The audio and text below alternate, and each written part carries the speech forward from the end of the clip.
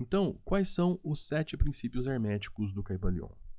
O primeiro princípio diz que o todo é mente, o universo é mental, e esse é o princípio do mentalismo. Por este princípio, inferimos que o universo é um palco montado dentro da mente do Criador. O segundo princípio é o princípio da correspondência. O que está em cima é como o que está embaixo, e o que está embaixo é como o que está em cima. Em suma, por esse princípio, percebemos que os planos mental, espiritual e material são análogos e interligados. Quando nos movemos em um plano, reflete nos demais. Se pudermos manipular um plano para refletir com controle sobre todos os outros por similaridade, temos a magia hermética, que era a real intenção dos alquimistas. A famosa pedra filosofal era a capacidade de observar e abstrair da lei, também amparado pelo princípio da polaridade, que é a base da alquimia mental, que se reflete como a alquimia emocional. E o princípio da polaridade diz o seguinte: tudo é duplo, tudo tem dois polos, tudo tem o seu oposto. O igual e o desigual são a mesma coisa, os opostos são idênticos em natureza, mas diferentes em grau. Os extremos se tocam. Todas as verdades são meias verdades. Todos os paradoxos podem ser reconciliáveis. O sustentáculo do princípio da polaridade se apresenta como o princípio do ritmo, que garante que tudo no universo oscila no movimento ritmado entre os polos. Abre aspas para o princípio do ritmo. Tudo tem fluxo e refluxo, tudo tem suas marés, tudo sobe e desce, tudo se manifesta por oscilações compensadas. O ritmo é a compensação. Com isso, tenhamos em mente que todos os excessos vão cobrar uma consequência de igual medida. Aqui vemos uma paridade com os ensinamentos budistas de valorizar o equilíbrio do caminho do meio. Um desdobramento do princípio da polaridade é o princípio do gênero, que diz o seguinte, abre aspas, o gênero está em tudo. Tudo tem seus princípios masculino e feminino, o gênero manifesta-se em todos os planos da criação. O gênero é o elemento fecundador da vida em todos os planos. Alguns princípios herméticos são também afinados a descobertas científicas irrefutáveis. 2 exemplos disso residem nos princípios da vibração e da causa e efeito. O princípio da vibração afirma que, abre aspas, nada está parado, tudo se move, tudo vibra.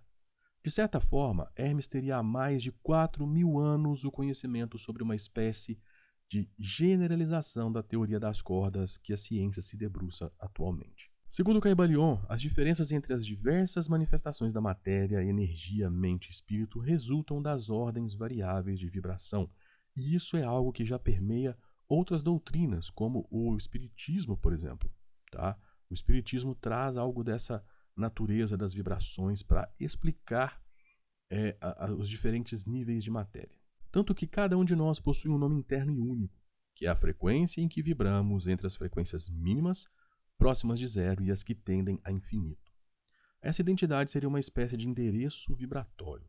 Já o princípio da causa e efeito pode ser visto como uma generalização da terceira lei de Newton, da ação e reação. E o princípio da causa e efeito diz o seguinte: toda causa tem seu efeito, todo efeito tem sua causa. Tudo acontece de acordo com a lei. O acaso é simplesmente um nome dado a uma lei ainda não conhecida. Existem muitos planos de causalidade, mas nada escapa à lei. E por esse princípio que Hermes nos ensina que os planos superiores dominam os planos inferiores. E neste preceito está condensado o tesouro do conhecimento hermético, que em muitas tradições é conhecido como a lei do karma.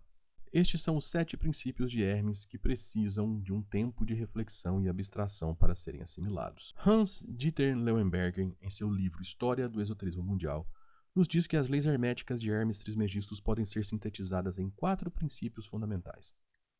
Primeiro, tudo o que acontece no âmbito superior tem seu correspondente também nos âmbitos inferiores. O que acontece na esfera mais elevada influencia a esfera inferior e, ao contrário, tudo o que acontece na esfera inferior é um reflexo daquilo que existe no superior.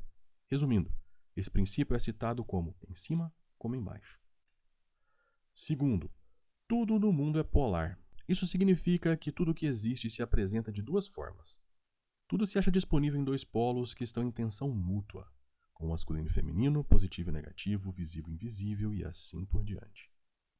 Terceiro, entre esses acontecimentos repletos de tensão representados por polos diferentes, existe um fluxo mútuo de forças que faz surgir algo novo, ou seja, uma terceira coisa que, junto com os 2 primeiros polos, forma uma nova unidade. Essa unidade se torna então polo de tensão, Quando, por exemplo, um homem e uma mulher geram um filho, aparece uma nova unidade familiar que pode se desenvolver também em outra família se viver em sua comunidade.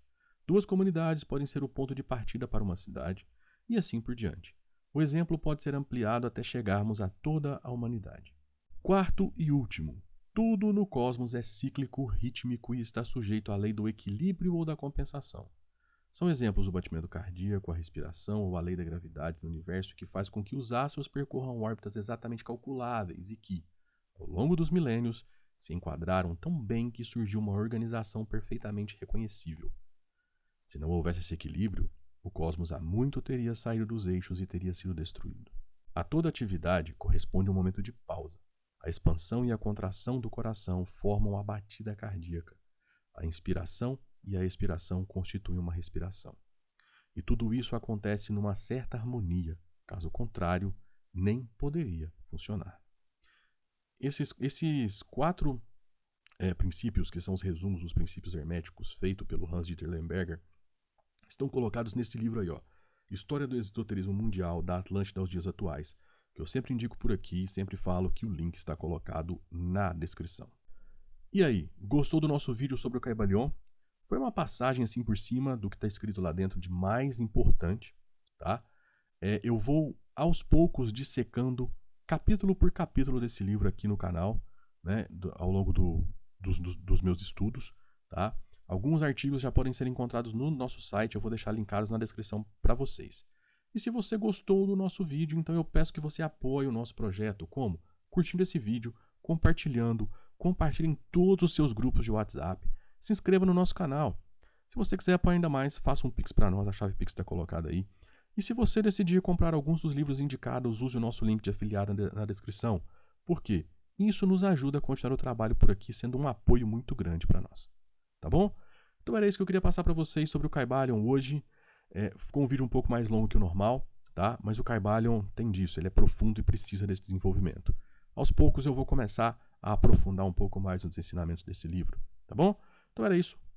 Abraços e até a próxima.